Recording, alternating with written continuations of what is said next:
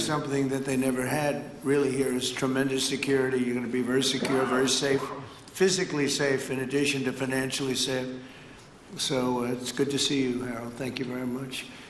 Does anybody have anything to say before we get to the press? What does Cuba have to do to avoid the same fate as Venezuela? What does Cuba have to do? Well, Cuba's in bad shape. Cuba relied on Venezuela for oil and for money.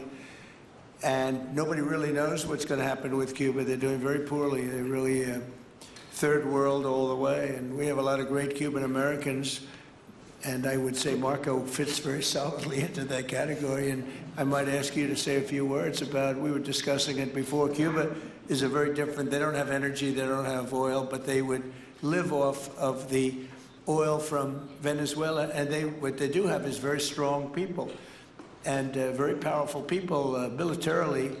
And they would protect the people running Venezuela, and they would take in a lot of money from Venezuela. Now they don't have that. They won't be taking in any money. So, Marco, what do you think? Well, I mean, the fundamental problem in Cuba is that it's run by incompetent people that don't know what an economy looks like, much less a functioning one. They've made a choice, and that is they would rather have political control over their people than they would have an economy that functions. And they've gotten away with it for 60-something years because they've had donors, the Soviet Union, and now most recently Venezuela. But that's now gone.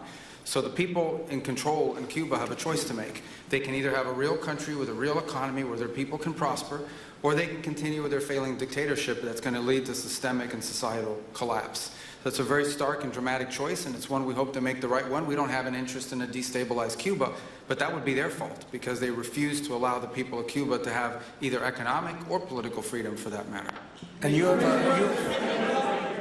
a lot of people in this country that want to go back to Cuba and help Cuba. A lot of people have left, you know, they came in penniless, they didn't have anything, and they've become very rich people in our country, and they want to very much go back and help Cuba. So that's something that Cuba has that a lot of other places don't have. Peter? President Trump, thank you. I do want to ask you